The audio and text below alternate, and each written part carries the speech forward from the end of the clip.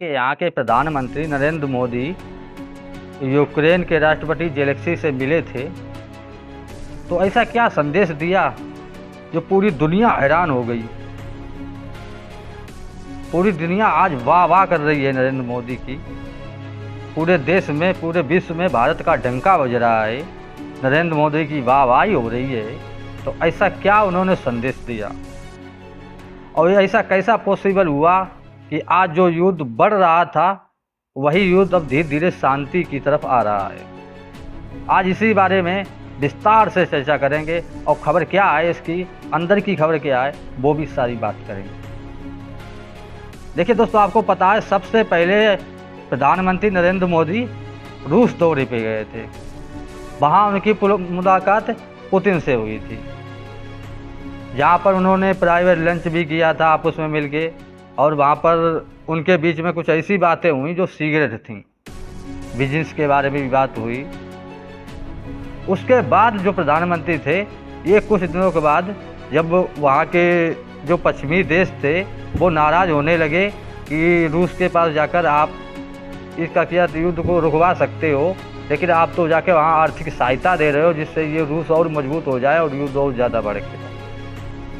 लेकिन ऐसा नहीं था। सबसे पहले प्रधानमंत्री जो शांति का संदेश था वो रूस को देने गए थे, और उन्होंने जाकर कैसे ये बताया था रूस को कि यूक्रेन तो सिर्फ एक मोहरा है, दरअसल इसका असली चेहरा कौन है, पीछे कौन है और तुम किससे युद्ध कर रहे हो। यही बात जाके यूक्रेन में उन्होंने जेलेंस्की को बताई थी कि तुम तो सिर्फ एक मोहरा हो, तुम्हें तो बीच में इस्तेमाल किया जा रहा है, दरअसल पीछे और किसी का मकसद है, रूस को कमज़ोर करने का, उसको हराने का। इस चक्कर में तुम अपने देश में यहाँ के सैनिक और सब लोगों को गवा दोगे, तुम्हारी अर्थव्यवस्था टचर मचर हो जाएगी। तुम्हें शायद ये बात पता नहीं है, रूस अभी छोटे छोटे हमले कर रहा है। अगर रूस की साख दांव पे आ गई तो परमाणु हमला करने से भी नहीं चूकेगा। यही बात जाके नरेंद्र मोदी ने जेलेंस्की को बताई। और आपको देखना होगा और समझना होगा कि इस युद्ध में कौन इन्वॉल्व है, आपको पता लग जाएगा। जैसे ही हमारे नरेंद्र मोदी साहब वहाँ पर गए, इन्होंने शांति वार्ता का वहाँ पर प्रस्ताव रखा, उसी बाद जस्ट इनके आने के बाद अमेरिका ने एकदम बिग पैकेज की घोषणा कर दी, $1 अरब का हथियारों की पैकेज की। और साथ में कहा कि हम यूक्रेन के साथ हैं, यूक्रेन को कोई हरा नहीं सकता है, यूक्रेन अपना लक्ष्य जरूर प्राप्त करेगा, और ये मैं हथियारों का पैकेज यूक्रेन को दे रहे हैं। अब यहीं से आप समझ सकते हो कि आखिर इस युद्ध के पीछे कौन है। भाई वहाँ पर छोटे छोटे बच्चे मर रहे हैं, यहाँ पर छोटे छोटे बच्चे मर रहे हैं, दोनों पूरे विश्व पर इसका असर, इकोनॉमी पर असर पड़ रहा है। मगर अमेरिका सिर्फ अपने स्वार्थ के बारे में सोचता है। ये युद्ध यूक्रेन और रूस के बीच में नहीं है, बल्कि अमेरिका और रूस के बीच में है।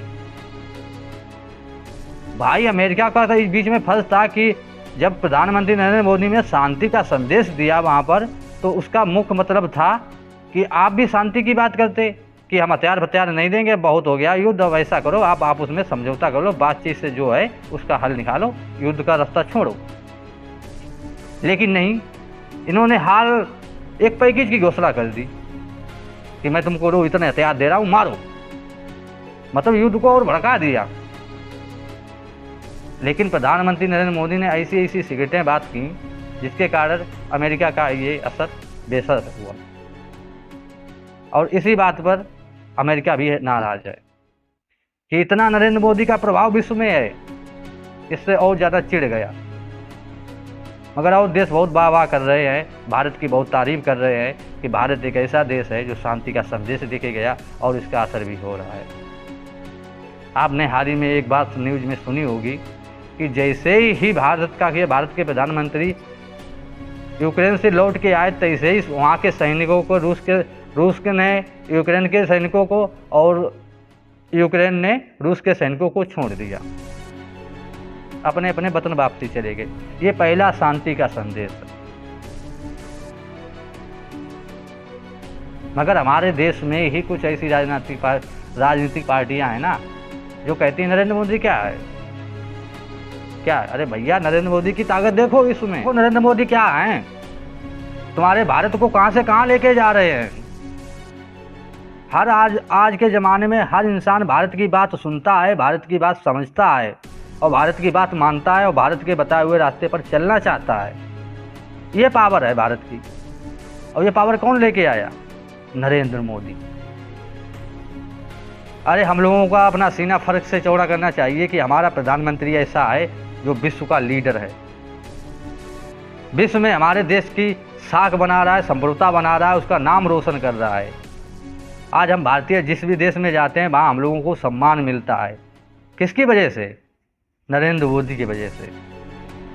इससे पहले कांग्रेस सरकार रही थी, अमेरिका संघाती देश वीज़ा देने से डरते थे, वीज़ा नहीं देते थे। काफ़ी देशों ने वीज़ा बंद करा था। वहाँ पर और देश मालूम क्या करते? अपना माल भारत में बेचने के लिए आते थे। लेकिन आज देखो, आज हमारा भारत और देशों में माल इम्पोर्टेंट सप्लाई कर रहा है, बेच रहा है।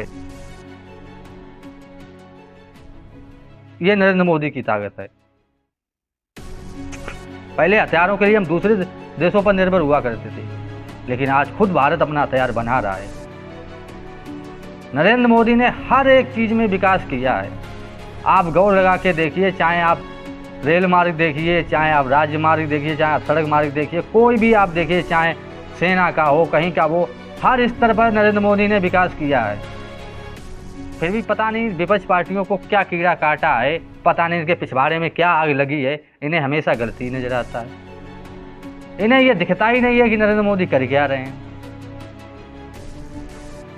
भाई आप बताइए, आप तो पढ़े लिखे लोग हो, क्या नरेंद्र मोदी जो कर रहे हैं वो सही नहीं है? हमारे देश के लिए सही है। इतना युद्ध चल रहा है और देशों की इतनी महंगाई है और देशों में चारों लोगों की अर्थव्यवस्था चरवाई हुई है, मगर हमारा देश फिर भी विकास कर रहा है, क्योंकि हमारे देश में एक ऐसा लीडर है, ऐसा प्रधानमंत्री है जो हर स्थिति में अपने देश को कैसे बचाना है उसे बाखूबी अच्छे से पता है। एक ऐसा व्यक्ति है जो हर मुसीबत से हमारे देश को बचा सकता है। ऐसा भगवान ने हमें प्रधानमंत्री दिया है जो हर जगह हर सिचुएशन में हमारा मान सम्मान बढ़ाता है। आज पूरे विश्व में हमारे का किया जितने भी धर्म है उनका बहुत सम्मान होता है। लोग बड़ी हंसी खुशी से वहाँ पर त्यौहार मनाते हैं। रक्षाबंधन में ऐसे बहुत सारे देश हैं जहाँ पर रक्षाबंधन मनाया गया है।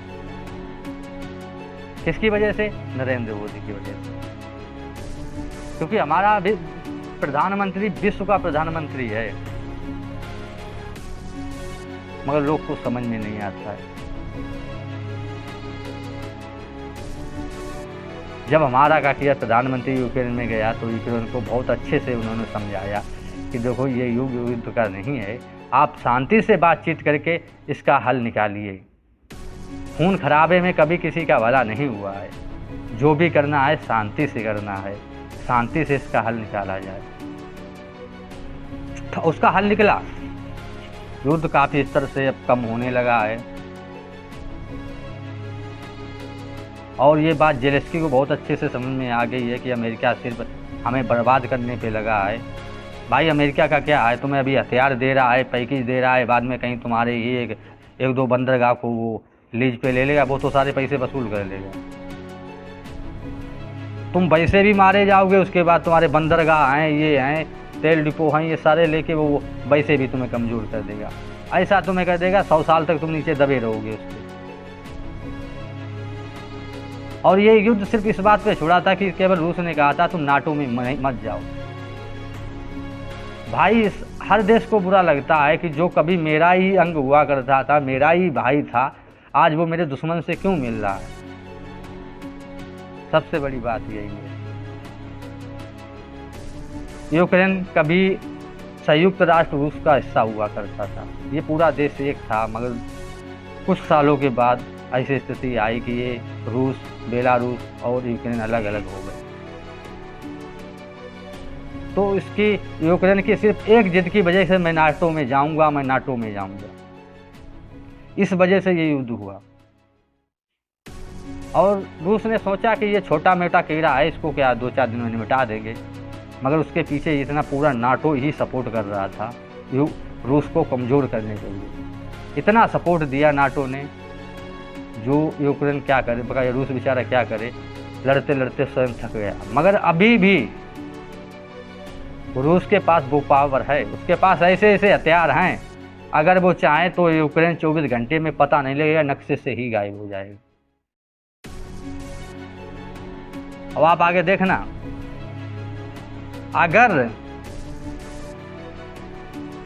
रूस और यूक्रेन में शांति वार्ता नहीं हुई, आगे शांति नहीं हुई, तो ऐसा ही होगा।